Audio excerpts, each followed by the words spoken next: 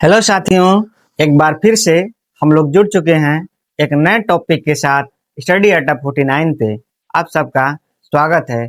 आज हम लोग मैथ के एक महत्वपूर्ण टॉपिक पे चर्चा करेंगे और साथ मिलकर सीखेंगे भी।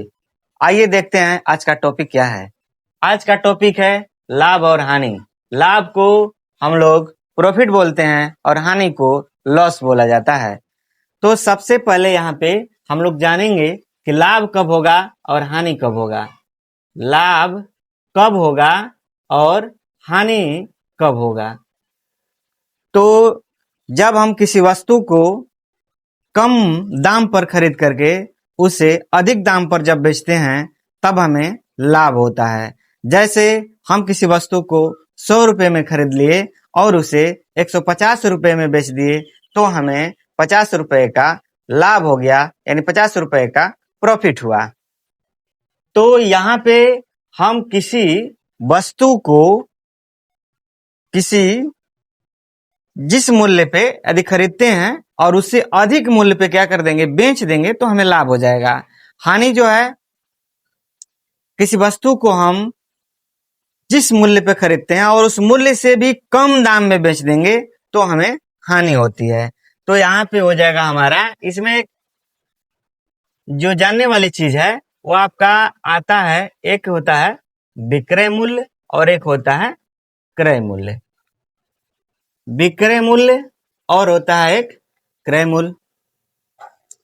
तो विक्रय मूल्य को हम लोग शॉर्ट में समझ लेंगे बेचने वाला मूल्य, बेचने वाला मूल्य या बेचने वाला मूल्य है। और क्रय मूल्य का अर्थ होता है खरीदने वाला मूल्य, खरीदने वाला मूल्य। तो विक्रय का अर्थ हो गया बेचने वाला और क्रय मूल्य का अर्थ होता है खरीदने वाला मूल्य।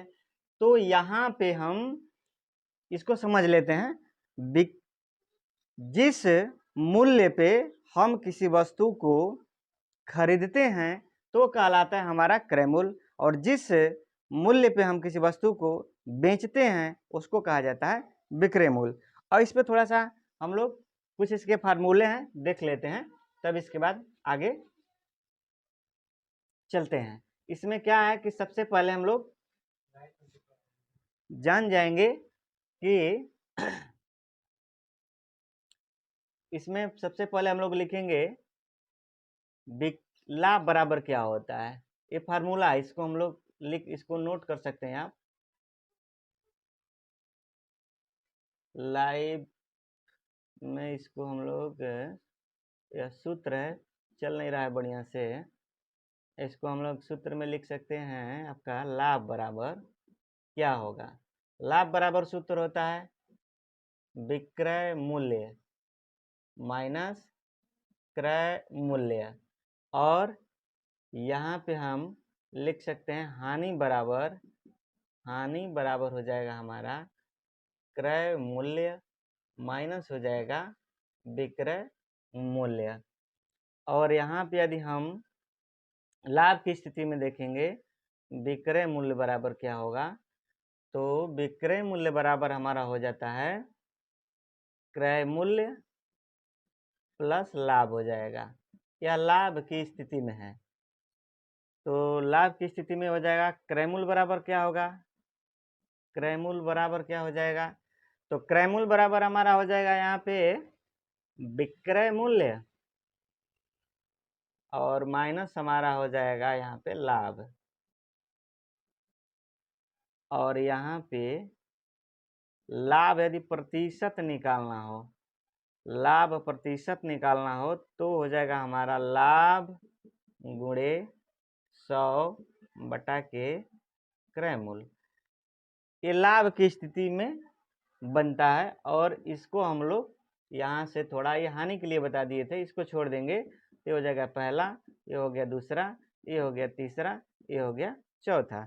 ये चार जो है फार्मूला यदि हम लोग देख लेते हैं, यह लाभ की स्थिति में काम करता है फार्मूला। जब लाभ होगा तब इसका हम प्रयोग करेंगे। और यहाँ पे हम लिख सकते हैं हानि की स्थिति में,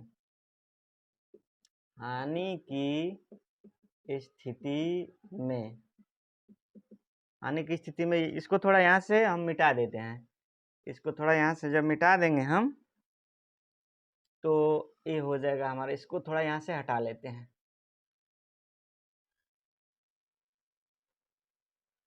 ये जब यहाँ से हट जाएगा तो हमारा सीधा सीधा जब ये बन गया, ये हो गया हमारा। ये ऊपर यहाँ लिख सकते हैं लाभ की स्थिति में, लाभ की स्थिति में, लाभ की स्थिति में। हानि की स्थिति में है, तो हानि की स्थिति में क्या हो जाएगा, हानि बराबर वही फार्मूला यहाँ लिखेंगे। हानि बराबर हो जाएगा हमारा क्रय मूल्य माइनस विक्रय मूल्य, क्रय मूल्य माइनस विक्रय मूल्य हो जाएगा। फिर यहाँ पे हम लोग देखेंगे तो विक्रय मूल्य बराबर क्या हो जाएगा, तो विक्रय मूल्य बराबर हो जाएगा हमारा क्रय मूल्य अब माइनस हानि हो जाएगा। और यहाँ पे क्रय मूल्य बराबर क्या हो जाएगा, विक्रय मूल्य प्लस हानि हो जाएगा। ये 9 बने, जरा थोड़ा इसको बढ़िया से देख लेंगे। और ये हो जाएगा हमारा हानि प्रतिशत, हानि प्रतिशत। तो हानि प्रतिशत बराबर हमारा हो जाएगा हानि गुणे 100 में क्रय मूल्य। ये रहा फार्मूला। इस फार्मूले को हम लोग जब याद कर लेंगे, इसको बार बार इस पे जब हम सवाल बनाएंगे तो सवाल बनाते से बनाते क्या होगा कि अपने आप याद हो जाएगा। आपको अलग से इसको रटने की जरूरत नहीं है। कोई भी चीज़ रट कर याद नहीं की जाती, उसको सीखा जाता है, समझा जाता है। और जब उसको सीख लीजिएगा, अच्छा से समझ लीजिएगा, तो उसे आपको रटने की जरूरत नहीं पड़ेगी। रटी हुई चीज़ें आप क्या हो जाएंगे, भूल जाएंगे। लेकिन आप सीखे रहेंगे उसको, तो आप भूल नहीं पाएंगे। तो इसको हम लोग सीखने का प्रयास करेंगे, रटने का प्रयास नहीं करेंगे। आगे हम लोग देखते हैं। अब इस पे आप नोट करना चाहें तो इसको नोट कर लीजिए। मैं थोड़ा सा हट जा रहा हूं, आप इसको नोट कर लीजिए।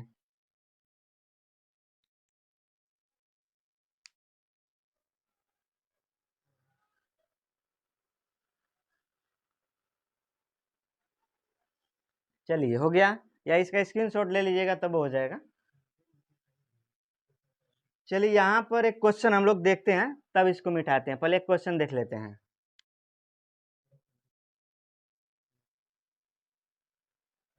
आराम से यहाँ से क्वेश्चन हम पहले लिखते हैं। रमेश एक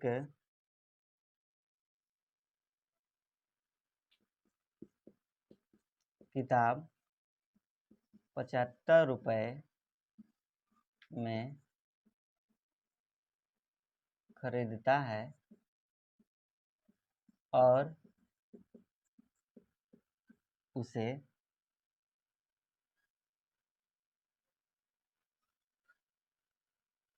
150 रुपए में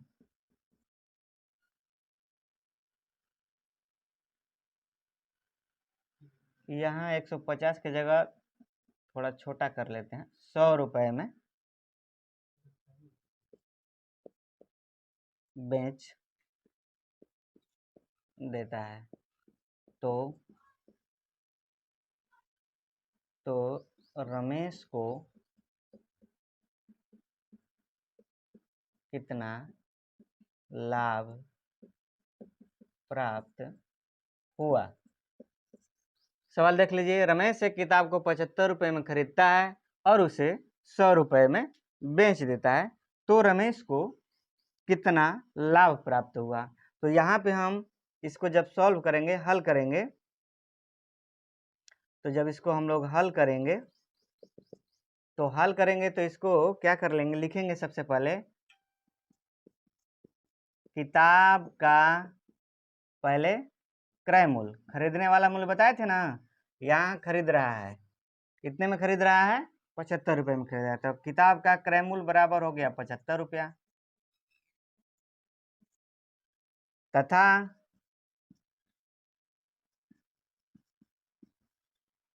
किताब का विक्रय मूल्य जो है कितने में वो बेच रहा है, यहाँ बेचने वाला मूल्य दिया हुआ है, कितने में बेच रहा है, 100 रुपये में बेच रहा है। ये हो गया हमारा 100 रुपया। तो यहाँ फार्मूला देखिए ऊपर दिया हुआ है। अब जब यहाँ पे क्या हुआ कि विक्रय,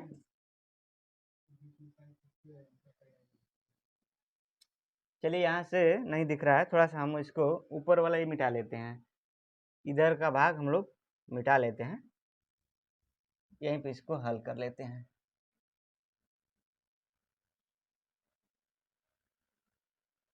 यहाँ पे इसको हम लोग हल कर लेते हैं थोड़ा सा।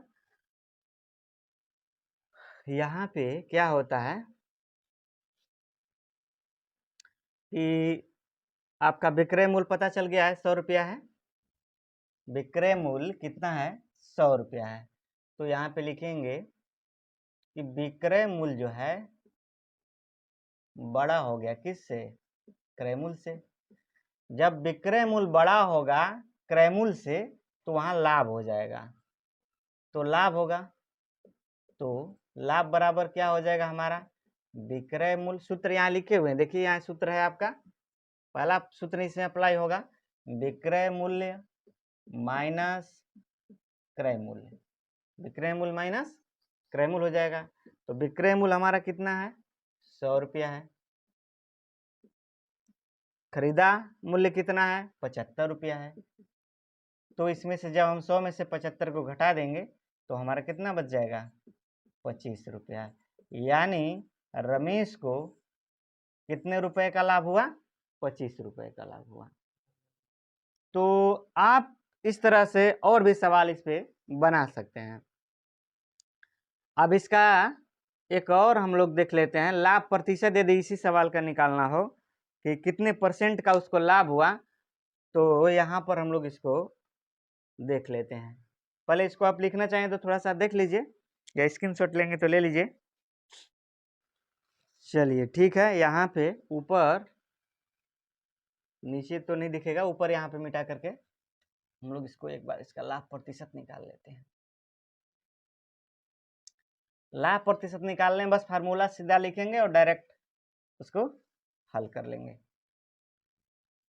तो यहाँ पर हम लोग देखते हैं क्या करना, लाभ प्रतिशत इसी सवाल से निकालना है। तो लाभ प्रतिशत का फार्मूला आपको याद हो चुका है, लाभ प्रतिशत बराबर क्या होगा, लाभ प्रतिशत बराबर हो जाएगा लाभ गुणे 100 बटा के क्रय मूल्य। तो लाभ हमारा कितने रुपए का हुआ था, 25 रुपए का, तो 25 गुणे हमारा हो गया 100, बटा में कितना आ गया आपका क्रय मूल्य, क्रय मूल्य यहाँ देख लीजिए दिया हुआ है 75 रुपया, ये 75 हो गया, इसको कटा देंगे, 25 से कम 25 और 25 तिया 75 हो गया। अब ये हमारा आ गया कितना, 100 बटा के 3, और 100 बटा 3 जब आ गया तो इसे आप लिख सकते हैं 33 तिया 99 और 100, यानी इतना परसेंट का उसको क्या हो गया, ये लाभ प्रतिशत हो गया, इतने परसेंट का उसको लाभ हो गया।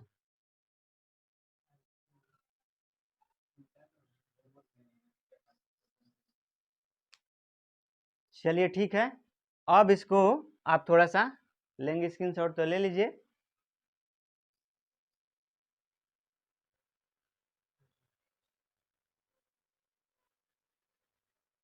अब इसी पे आधारित आपको 2-3 क्वेश्चन दे रहे हैं, आप इसको बनाइएगा और बना कर देखिएगा कि बन रहा है कि नहीं, ठीक है। तो यहाँ पे हम इसको मिटा करके सवाल आपको दे देते हैं।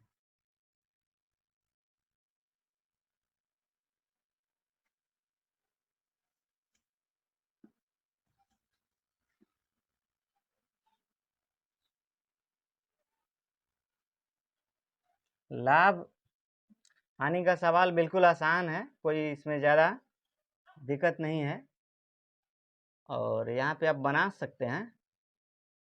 ये सेलिंग प्राइस और कॉस्ट प्राइस का सवाल है, तो आप इसको बना सकते हैं।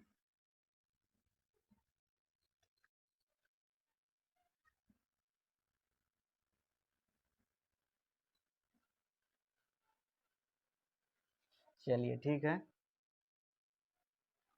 इसको हम लोग क्या करेंगे, लिखेंगे यहाँ पे। आपको इसमें लाभ निकालना है। लाभ ज्ञात की लाभ ज्ञात कीजिए।